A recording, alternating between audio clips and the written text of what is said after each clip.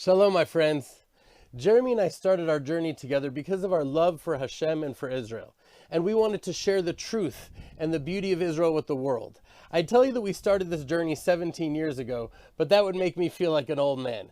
The first group we spoke to were Christians who had such a thirst to connect to Israel and the Jewish people and the Jewish roots of their own faith that they booked us up and welcomed us to their communities around the world to hear our message. And then more and more Jewish communities started inviting us out as well. And those encounters were, of course, very different, but that's for another time.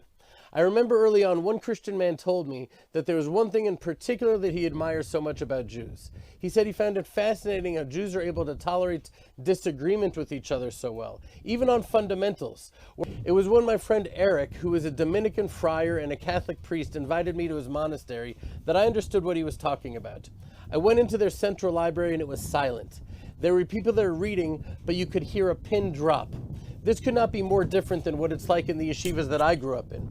Try for yourself. Walk into a yeshiva and you'll be immediately overwhelmed with the noise.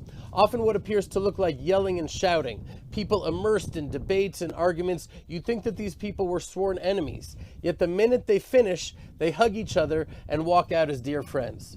Proverbs 27 tells us, as iron sharpens iron, so a man sharpens the wit of his friend.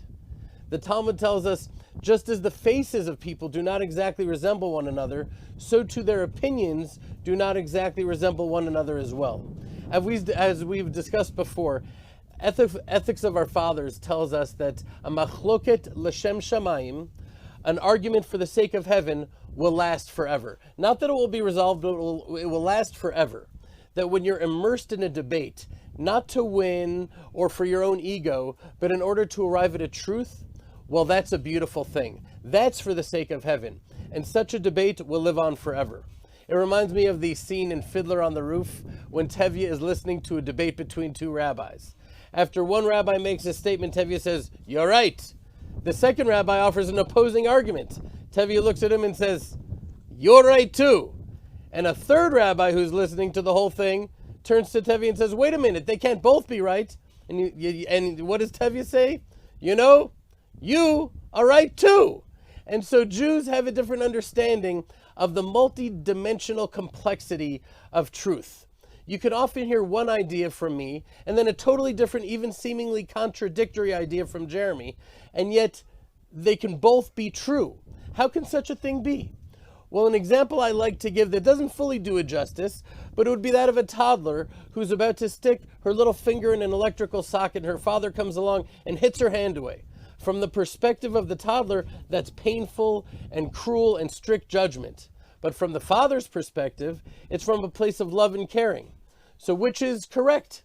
They both are. It just depends on the perspective and the dimension. Seeing the Torah through Jewish eyes can sometimes be challenging, but it's often the difference between seeing something in 2D and 3D, in 2 dimensions and 3 dimensions.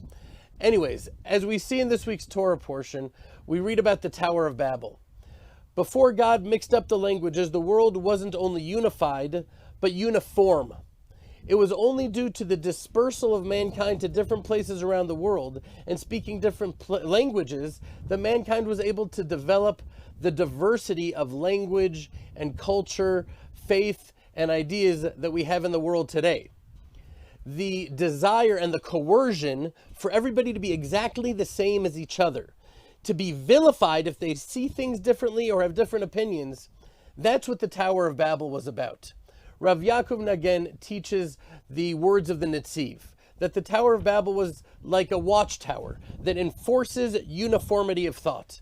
From up in the tower, the enforcers could see everyone and prevent people from moving too far away to a place that they would be able to think differently, to live differently, to be different. God doesn't want this. He doesn't want a world in which everyone is exactly the same. He wants us to be unique individuals who are able to authentically manifest our individuality and our unique identities. And so the Tower of Babel was a way that mankind wanted to prevent humanity from spreading out and developing their own unique ways. It was to be the big brother, that ever-present eye, constantly patrolling and ensuring that everyone marched in line. That is not the world Hashem desires. Jeremy and I have a beloved friend and teacher named Rabbi Mordechai Zeller, and Mordechai's father was the beloved Rabbi David Zeller. He was a gentle, righteous man, a musician, and a teacher who Jeremy is credited many times to the fact that he's a religious, God-conscious Jew today. So before passing away, Rabbi Zeller wrote a book about his journey through different faiths and cultures, which led him to being a rabbi in the hills of Judea. This is what he wrote. When I was on stage singing and teaching about Jewish mysticism and meditation, Swami Vishnu chimed in. "Oh, Rabbi, this is just like we teach in yoga philosophy. You see, we really are all one, and all teachings are here in yoga." I replied, "No, Swami, we are not all one. We're all different. We are all part of one greater whole, but that whole depends on each part fulfilling its separate function. Unity in diversity. In Kabbalah, we learn that the human body is a metaphor for the world. My body is whole and healthy because each separate organ and system is doing its task in harmony with the others.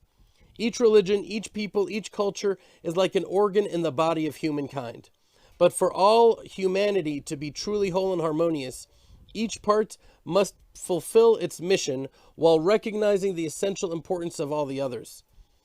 Each people is chosen to be the organ that it is, with its particular purpose, for the good of the whole world.